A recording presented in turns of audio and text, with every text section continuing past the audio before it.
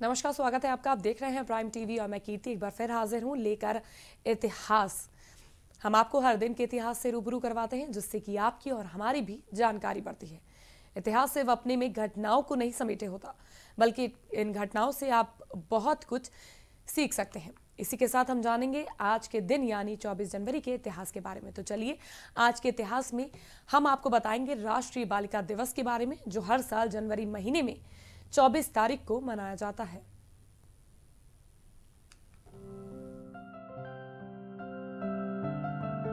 चौबीस जनवरी यानी आज ही के दिन राष्ट्रीय बालिका दिवस मनाया जाता है। 24 जनवरी के दिन इंदिरा गांधी को नारी शक्ति के रूप में याद किया जाता है। इन दिन इंदिरा गांधी पहली बार प्रधानमंत्री की कुर्सी पर बैठी थी, इसलिए इस दिन को राष्ट्रीय बालिका दिवस के रूप में मनाने का निर्णय लिया गया है। यह निर्णय राष्ट्रीय स्तर पर लिया गया। आज की बालिका जीवन के प्रत्येक क्षेत्र में आगे बढ़ रही है, चाहे वह खेल का क्षेत्र हो या राजनीति, घर हो या उद्योग, राष्ट्रमंडल खेलों के गोल्ड मेडल हो या मुख्यमंत्री और राष्ट्रपति के पद पर आसीन होकर देश सेवा करने का काम हो। सभी क्षेत्रों में लड़कियां समान रूप से भागीदारी ले रही हैं। बता दें कि बालिका हर क्षेत्र में आगे बढ़ रही है, लेकिन आज भी वह अनेक कुरीतियों का शिकार है। ये कुरीतियों उसके आगे बढ़ने में बाधाएं उत्पन्न करती हैं। पढ़े लिखे लोग और जागरूक समाज भी इस समस्या से अछूता नहीं है। आज हजारों लड़कियों को जन्म लेने से पहले ही मार दिया जाता है या जन्म लेते ही लावारिस छोड़ दिया जाता है। आज भी समाज में कई घर ऐसे हैं जहां बेटियों को बेटों की तरह अच्छा खाना और अच्छी शिक्षा नहीं दी जा रही है। भारत में 20 से 24 साल की शादीशुदा औरतों में से 44.5% औरतें ऐसी हैं जिनकी शादियां 18 साल से पहले हुई हैं। इन 20 से 24 साल की शादीशुदा औरतों में से 22% औरतें ऐसी हैं जो 18 साल से पहले मां बनी हैं। इन कम उम्र की लड़कियों से 73% बच्चे पैदा हुए। इन बच्चों में 67% कुपोषण के शिकार हैं।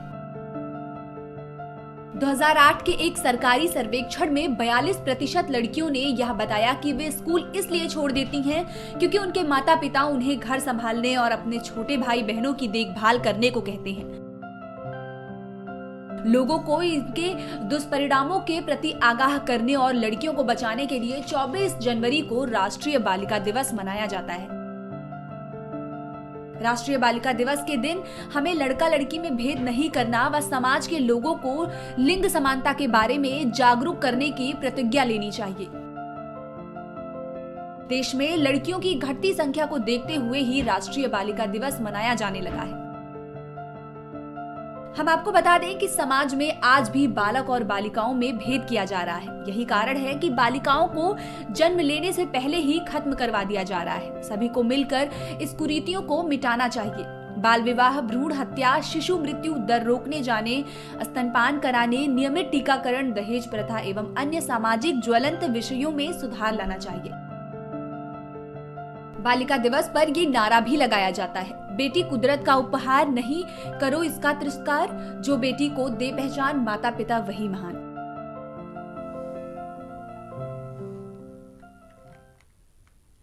तो इसी के साथ आज बालिका दिवस मनाया जा रहा है और जिस तरह से हम नारे लगाते हैं कि बेटी पढ़ाओ बेटी बचाओ, इसी के तर्ज पर मैं आप सभी से आग्रह करूंगी कि बेटी को पढ़ाइए भी और बेटी को बचाइए भी। अभी आपने जाना राष्ट्रीय बालिका दिवस के बारे में, आगे हम आपको बताने जा रहे हैं होमी जहांगीर भाभा के बारे में, जिनका निधन आज के दिन यानी 24 जनवरी 1966 को हुआ।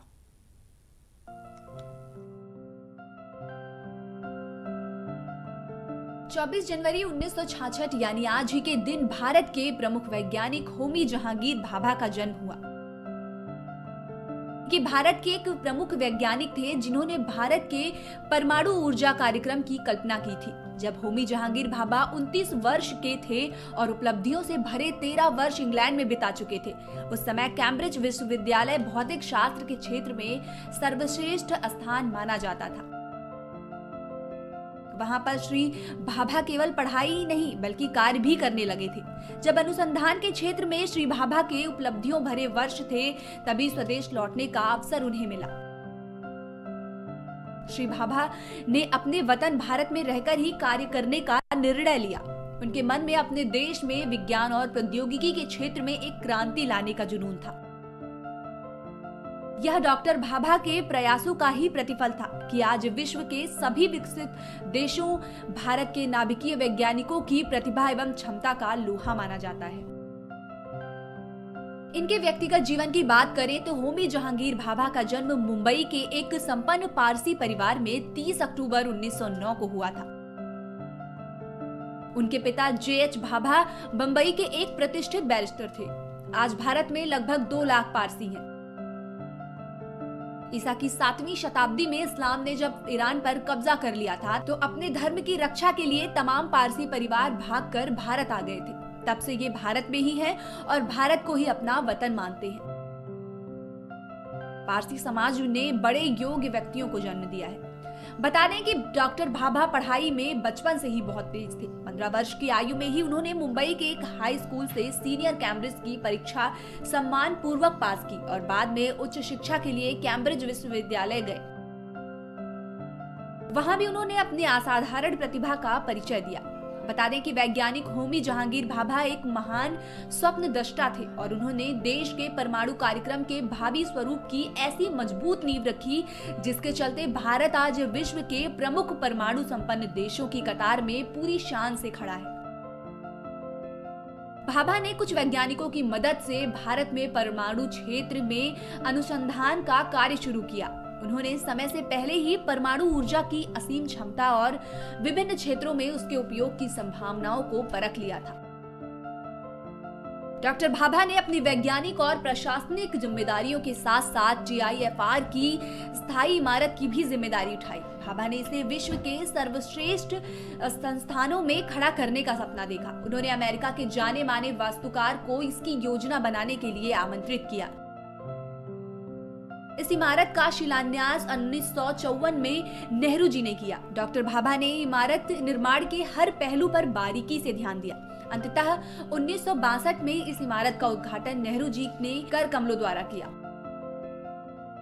वहीं सन 1966 में डॉक्टर भाभा के अकस्मात निधन से देश में गहरा आघात पहुंचा।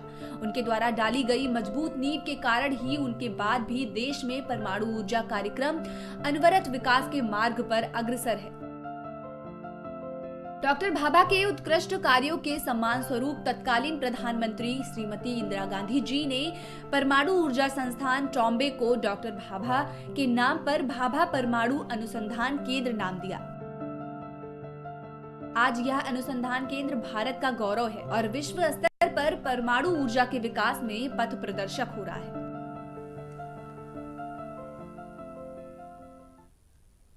अभी हमने आपको बताया प्रसिद्ध वैज्ञानिक होमी जहांगीर के बारे में जिनका आज ही के दिन निधन हुआ। आगे की कड़ी में हम जानेंगे शाहनवाज खान के बारे में जिनका आज के दिन यानी कि 24 जनवरी 1914 को जन्म हुआ था।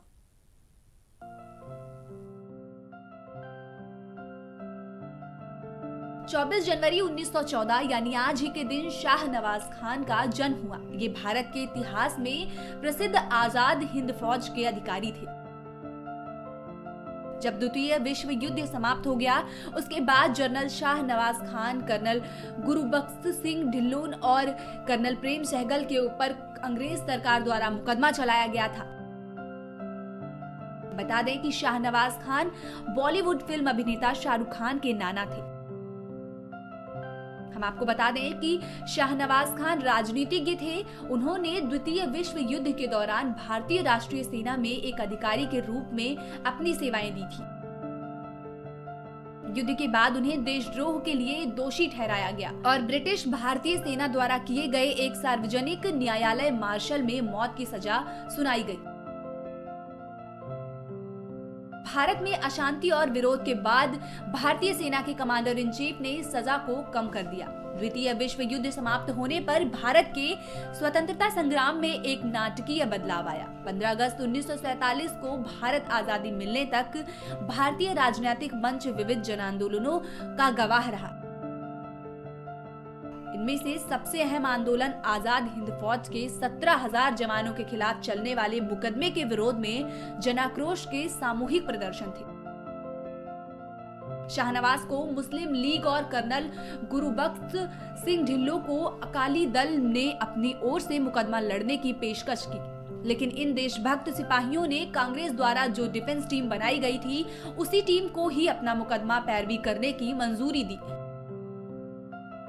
मजहबी भावनाओं के ऊपर उठकर प्रेम सहगल, गुरुबख्श सिंह ढिल्लों और शाहनवाज खान का यह फैसला सचमुच प्रशंसा के योग्य था। लाल किला ट्रायल के नाम से प्रसिद्ध आजाद हिंद फौज के ऐतिहासिक मुकदमे के दौरान उठे इस नारे लाल किले से आई आवाज सहगल ढिल्लन शाहनवाज ने उस समय हिंदुस्तान की आजादी के हक के लिए संघर्ष रहे लाखों नौजवानों को एक सूत्र में बांध दिया। 15 नवंबर 1945 से 31 दिसंबर 1945 तक हिंदुस्तान की आजादी के संघर्ष में महत्वपूर्ण समय था। यह मुकदमा कई मोर्चों पर हिंदुस्तानी एकता को मजबूत करने वाला साबित हुआ। लाल किला ट्रायल ने पूरी दुनिया में आजादी के लिए लड़ रहे लाखों लोगों के अधिकारों को जागृत किया। बता दें कि शाहनवाज खान के अलावा आजाद हिंद फौज के अनेक सैनिक जो जगह जगह गिरफ्तार हुए थे और जिन पर सैकड़ों मुकदमे चल रहे थे, वे सभी रिहा हो गए। 3 जनवरी 1946 को आजाद हिंद फौज के जाबाज सिपाहियों की रिहाई पर राइटर एसोसिएशन ऑफ अमेरिका तथा ब्रिटेन के अनेक पत्रकारों ने अपने समाचार पत्रों में मुकदमे के विषय में जमकर लिखा। इस तरह यह मुकदमा अंतर्राष्ट्रीय रूप में चर्चित हो गया। अंग्रेज सरकार के commander in chief sir Claude अकलनिक ने इन जवानों की उम्र कैद की सजा माफ कर दी। हवा का रुख भाप कर वे समझ गए थे कि अगर इनको सजा दी गई तो हिंदुस्तानी फौज में बगावत हो जाएगी। तो ये थे शाहनवाज खान, जिनके बारे में अभी हमने जाना। ऐसे ही हर रोज के इतिहास से रूबरू करवाते रहेंगे हम आपको। तब तक के लिए बने रहिए प्राइम टीवी के साथ और देखते रहिए प्राइम टीवी।